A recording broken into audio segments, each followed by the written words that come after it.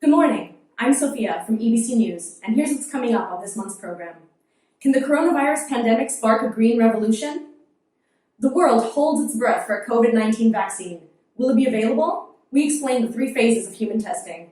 And when it comes to air travel, what can we expect to be the new normal? Over 2 million people around the world have now recovered from COVID-19. As countries continue to flatten the curve, governments are shifting their focus to the economy, where the road to recovery may be much longer. As warm weather draws closer, many countries are beginning to transition from quarantine to a slow easing of restrictions. Across Europe and the Americas, small and medium-sized businesses are opening their doors for the first time in months. EU borders are set to reopen by June 3rd, and international travel is scheduled to take off again as early as July. There is a cautious sense of optimism sweeping the globe, as hope of a vaccine by sometime next year looks probable. But experts warn we'll be living with the virus for quite a while yet, and as we look towards the summer, we're faced with one major question: what will freedom look like after lockdown? How each country chooses to define their new normal remains to be seen, but we can be sure that personal responsibility, continued compromise, and mutual trust will be necessary to move forward. Today on EBC News, we're taking a closer look at what's in store for this next transitional phase. Which social distancing guidelines do we still need to be following, and which country strategies can we model off of? Let's turn now to our lead story on air travel and the immense changes currently underway across the industry. If you're still dreaming of that long-planned vacation in the Greek islands, hang on to your hat, because there is hope yet. But you can expect a less than regular journey by plane. In preparation for the summer tourist season, major airlines are announcing the new health and security measures they will be adopting for domestic and international flights. European carriers such as Alitalia, EasyJet, and Ryanair will be resuming flights from mid-June, but only plan on flying at 40% capacity this summer. Meanwhile, American Airlines has said it will block 50% of all middle seats on its planes. Pre-boarding temperature checks are already routine at airports across Europe. Passengers are also being asked to scan their own boarding passes to limit contagion, as well as place any food they bring with them in separate bins. Many airport shops, restaurants, and lounges will remain closed for the time being. Masks, which have become the international symbol of the fight against the invisible enemy, will be provided on all flights and mandatory to wear for all crew and passengers, the only exception being for those who have a medical reason that prevents them from doing so. Ryanair CEO Eddie Wilson emphasized the success of temperature checks and mask coverings in limiting the spread of the virus on short-haul flights within Europe. Many airlines are changing up their boarding process, loading planes from back to front to limit contact amongst passengers. Flight attendants are also going the extra mile to ensure safety as well, as many airlines have opted to restructure their in-flight service in a way that limits interactions. Qatar Airways recently announced that their cabin crew will be temporarily required to wear disposable, full-body protective suits over their uniforms during flights. Yet, despite all precautions being taken, many travelers are asking themselves, is it really safe to fly at all right now? Many wonder whether social distancing is actually possible on flight. And with several airlines coming forward to say they won't be blocking middle seats or spacing out passengers, the concern over being enclosed in a tight space with others appears valid. Modern planes are equipped with advanced air filtration systems that refresh the air in the cabin every few minutes and can remove virus particles. Even so, several epidemiologists have warned that this is unlikely to protect passengers if they are within the immediate area of an infected person. So if you're asking yourself, is a mask truly necessary on board? Yes. Even if your airline hasn't made it mandatory. Unless you have a medical reason not to, wear one. It's a key step in protecting yourself and others on board. While the industry is going above and beyond to demonstrate that it can operate safely during the pandemic, it continues to suffer major financial loss daily. In America alone, passenger traffic is down by 94%. Delta and other major airlines are losing an estimated $350 to $400 million daily as their expenses, including payroll, rent, and aircraft maintenance, far exceed the money they are earning. Many fear that smaller airlines will be pushed into bankruptcy. As the world awaits a vaccine for COVID-19, it may be months or even years before airlines operate the same number of flights they did before the crisis. While governments work on getting various sectors of the economy back to their norm, others argue that it's time for a revolution and renewal in how we approach the environment. Around the world, quarantine measures enforced to combat the spread of COVID-19 have led to reduced air pollution, cleaner beaches, and less environmental noise. But they've also generated an increase in waste and decrease in recycling. Can our response to the pandemic include a green recovery? So what does it mean to be green exactly? Green is more than just color. It also means taking steps to protect our environment. Every day, individuals and governments make choices that affect the amount of waste and pollution that gets produced in the world. Scientists agree that the Earth has been getting warmer in the past 50 to 100 years due to human activities. Humans are burning fuel for many reasons, including to power factories, cars, and buses. This changes the natural balance of certain gases. These changes cause the atmosphere to trap more heat, leading to a warmer Earth. We call this global warming or climate change. If we do not make changes, this warming will have many negative effects and will endanger life on this planet. Climate change causes rising sea levels and extreme weather events like floods, storms, droughts, and extreme temperatures. Because of this, plants and animals will go extinct, devastating our ecosystem. It is very expensive to develop infrastructure to protect against the effects of climate change, and the poorest people and countries will therefore be worse affected. Countries around the world need to do more to reduce their emissions. We must limit the increase of emissions to 1.5 degrees Celsius. This would reduce the risks and impacts of climate change.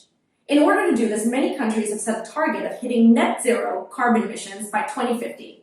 However, this may still not be enough, and the US and China have stated they do not intend to meet this target. This is a huge problem, as they are the biggest emitters, and we cannot reduce emissions enough without them. The COVID-19 lockdown has cut carbon emissions for now.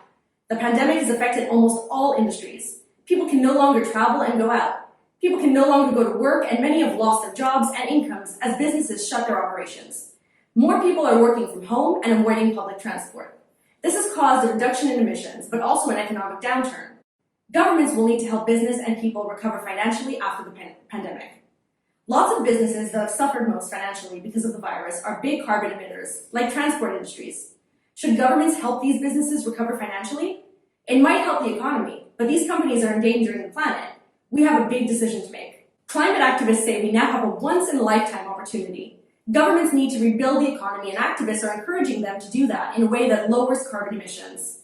Many people do not want to go back to how things were before, where big emitters were not held accountable.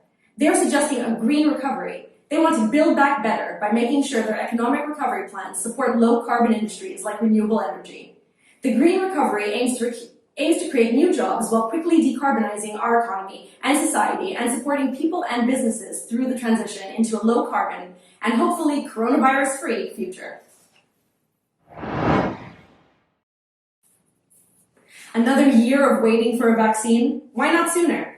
Here's our reporter Kaylee with a special report on vaccinations, as well as a breakdown of each step in the timeline. Thanks, Sophia. As countries around the world start to lift their lockdown rules, people are asking when it will be safe to socialise without social distancing or masks. Many governments have stated that this will not happen until we have a vaccine. But what is a vaccine, and when can we expect to have one? When a virus enters our bodies, our cells produce antibodies. These antibodies fight off the virus and create a memory of that virus. If the virus should attack again, the body will know how to fight it. A vaccine contains a small form or code of virus so our cells can create an attack and remember it.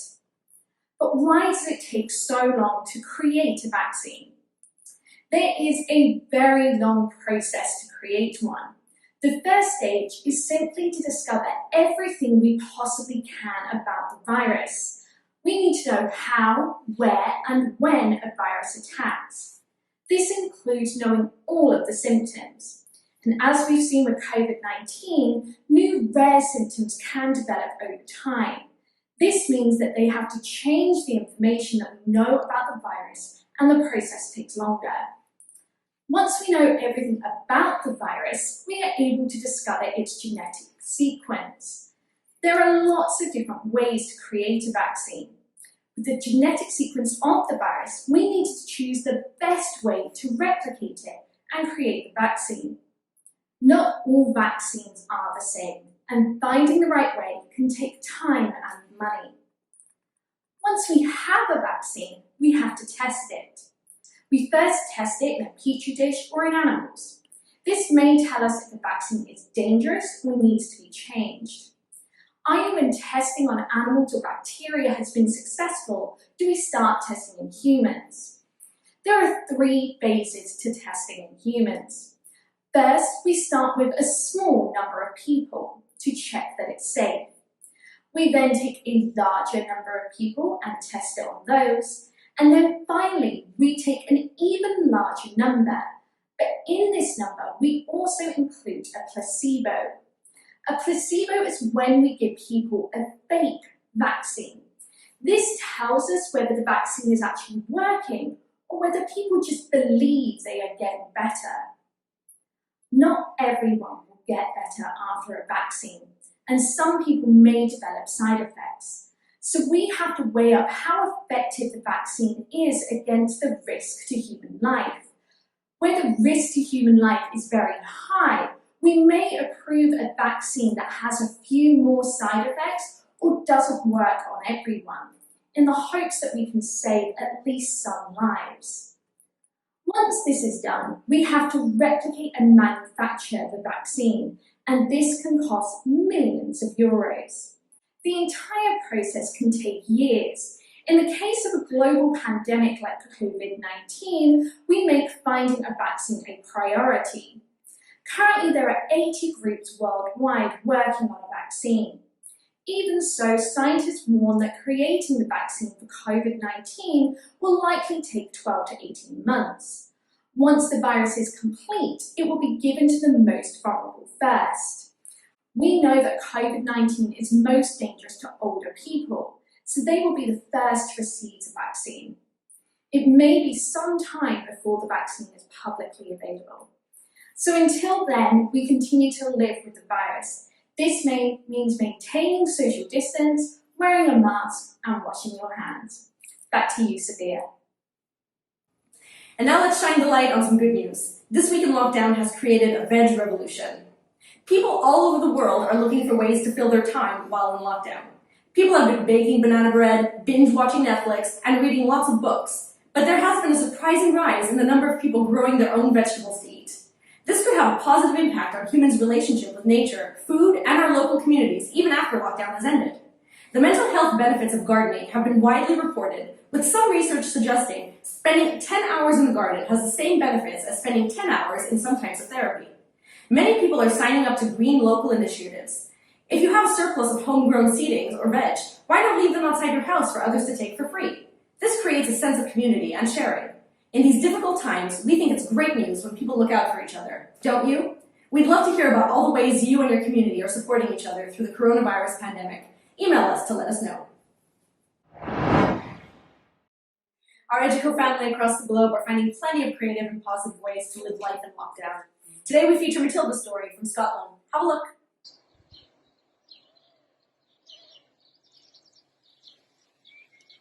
Hello, my name's Bea Walker, and I'm here to talk to you today about our community's Scarecrow project.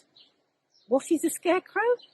It's a mannequin, a little figure made of wood and clothing, which we use to scare away birds from things that grow in our gardens that we might eat. There are lots of scarecrows scattered about our village in different places. We like them because they encourage children to walk during lockdown and get lots of healthful exercise. But I have to say, I couldn't do my job on the Scarecrow Committee without the help of Mona. Oh, hello Mona, here she is. Mona and I are old friends, and as you can see, she's come through lockdown quite well. She's in fine fettle.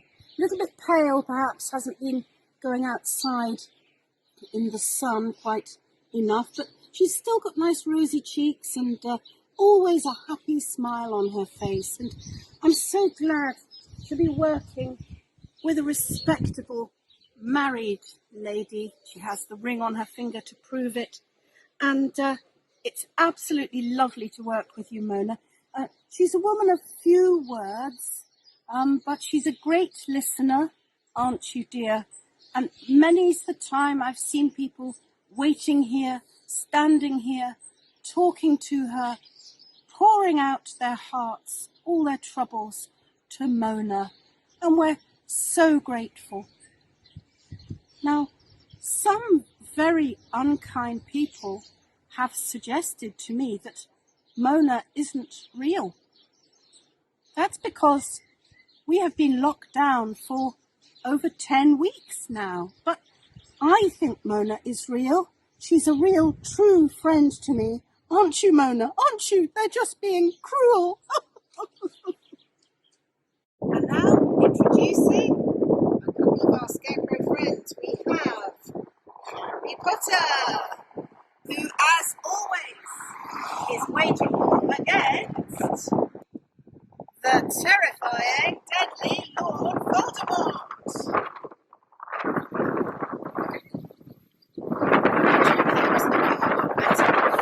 Recent storms.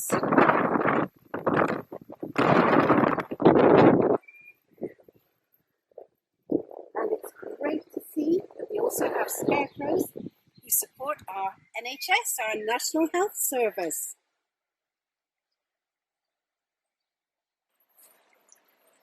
And here's a little fella who's doing a bit of fishing over our wee burn, which is what we call the streams here.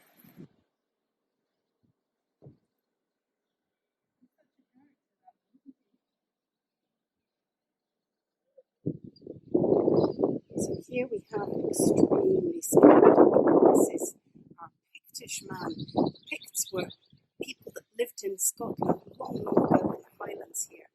And he's outside Rome House Museum. And here we found a Scarecrow golfer. We have a golf course which is the 15th oldest golf course in the world. The last thing that the Black Isle, just north of Inverness, is famous for as well. As you can see, just taking it easy like this fella here. If you come and visit us, you can stay on this beautiful campsite once lockdown is ended. And that concludes this month's episode of EBC News. I'm Sophia. Thank you for joining us, and see you next time.